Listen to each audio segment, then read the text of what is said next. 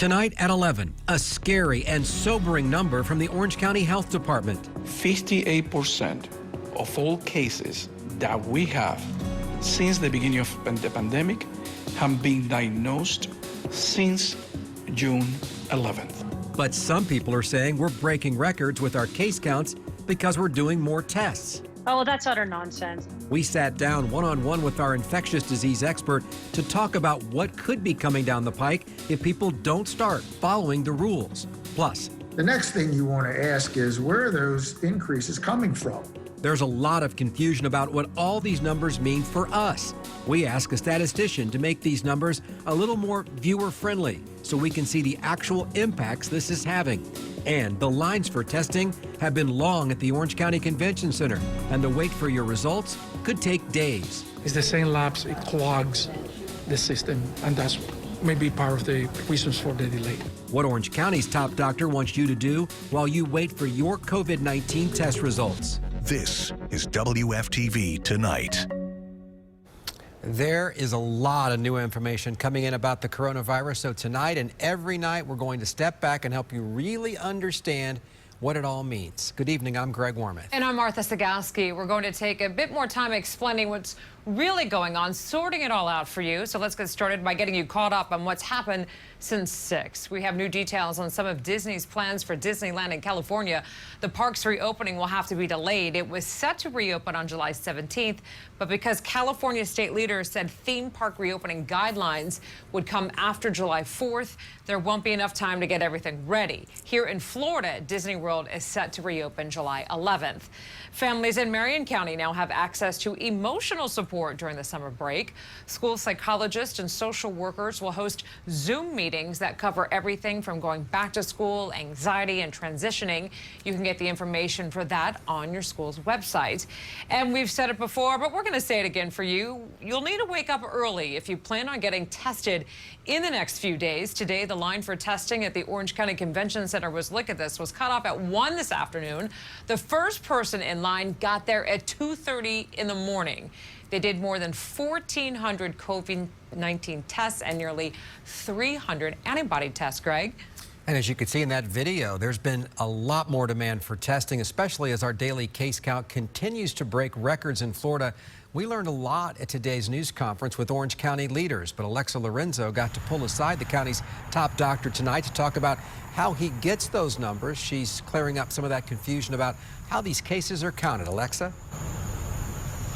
Dr. Pino and his large team of epidemiologists, of course, analyze the results received on a certain day, but they dig deeper and look at when those tests were actually administered.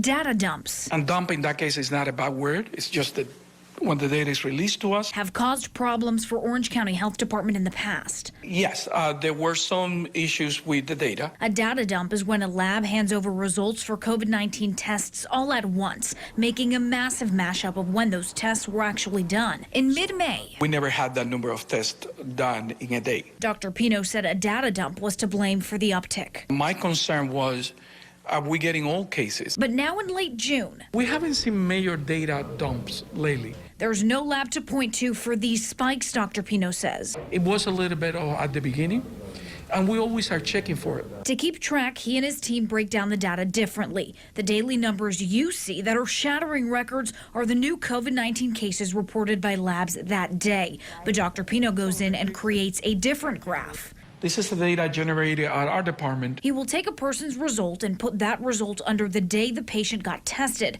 Doing it this way gives him and his team a better idea of what is actually going on with community spread. This one reflects better if you are managing the pandemic, following the data. This way, he calculates the percent of COVID-19 tests that were positive on the day the samples were actually collected, not when the results were returned. Our average 14 days is 11.56%. And Dr. Pino says he's going to keep on calculating it just like this. Sometimes labs get delayed or they have an electronic interruption. As the demand for testing goes up, there is some concern that the turnaround time for results is going to slow down. It's the same labs, it clogs the system, and that's may be part of the reasons for the delay. Dr. Pino says right now it takes 5 days for a person to receive results. By then, that patient could be 10 days into the infectious period of the virus before they know they have it. So if you get tested, You should wear at least a mask until you get the results. There are testing sites all over the county, but Dr. Pino wants to remind you can also get tested at your primary care physician. I'm Alexa Lorenzo. Back to you. That jump in cases is why Floridians will have to self-quarantine if they head to 3 states in the Northeast. New York, New Jersey, and Connecticut are putting a quarantine order for people visiting from high-risk states. There are 9, including Florida. If you refuse to quarantine, you'll face some hefty fines. A first violation is $2,000. A second is $5,000. So we said there are 9 states that are high risk right now, and we wanted to see where Florida stands in all of that. The reality is Florida's cases are going up faster than anywhere else. Megan Cruz talked to an expert who is cutting through all those numbers and telling us what they really mean. There is so much data available online. Numbers, graphs, heat maps, reports, all to help inform us about how COVID-19 is infecting our communities. But if you don't know what to focus on or what to compare, It's hard to visualize exactly what's going on. that's where retired statistical researcher Eric Solomon comes in. He's agreed to help us make sense of all the data and what he found after analyzing numbers compiled by Johns Hopkins University. Were you surprised to see that Florida has the highest percent increase of the states that are seeing increases? Yes, I was. He says infections here in Florida have gone up since the beginning of June by 350%. Arizona has the second highest rate of growth by 336%. Texas comes in third with 191%. By contrast, infections in New York, which had been a hotspot, are down by 51%, with Florida at the top. Well, it tells you the infection is spreading rapidly in the state. The next thing you want to ask is where are those increases coming from? So Solomon pulled data from the Florida Department of Health. On this graph, the purple lines represent cases diagnosed in all the months before June. The yellow lines, just June. It jumps out at you where the major increases in the cases are coming from. Both Seminole and Orange counties have more cases in just June than all the previous months combined. 58% of all cases that we have since the beginning of the pandemic have been diagnosed since June 11th. He says in the last 2 weeks, the median age of those infected with COVID-19 is 29 years old. People may not have a personal experience with the virus, but that doesn't mean that the virus isn't spreading, and it isn't important to be aware of where it is spreading. That knowledge, power, and responsibility. Do the right thing. Wear your mask, socially distance, wash your hands, and be mindful of the citizens that you're trying to protect. Megan Cruz, Channel 9 Eyewitness News. So we took all of those concerns, the percentage of people testing positive, those data dumps, the testing increases, and asked our local infectious disease expert for her take on it all. Thanks again for joining us, Dr. Dina Grayson, our local expert on this disease and infectious diseases. And Dr. Grayson, what do you make of these dramatic, and I don't think it's an overstatement to use the word dramatic when it talks about the increase we're seeing with COVID-19. What do you make of it from the medical perspective? Well, Greg, you know, I've been on your wonderful program multiple times. And as I warned months ago, as soon as you let your foot off the brake, as soon as you let your guard down with this virus, it infects and it kills. And that's what we're seeing. I mean, what we're seeing is as we open up the state, people are like back to normal. Well, you know, it's a new normal. And a lot of folks don't realize that. So we've got people packing into bars, not wearing masks. The virus is spreading like wildfire. And it's summer. It's summer. It's only going to get worse as we enter into the fall and into winter.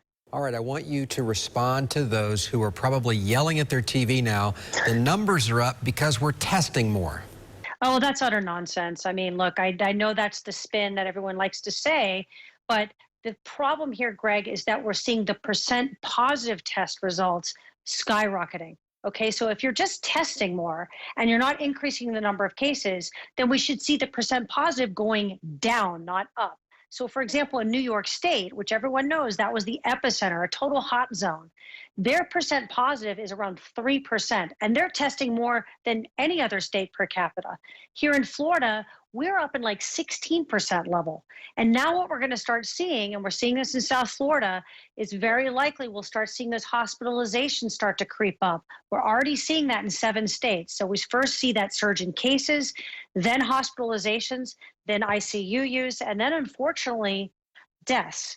So right now we're at that early stage of this new sort of peak on the first wave. And I think that people should be very, very alarmed, because the longer we wait, Greg, the more we're going to have to do, and the longer we're going to have to lock down to contain the virus. I could talk to you all night, but I'm going to let you go. I'm sure we'll talk again soon. Thanks again for joining us tonight, Dr. Grayson.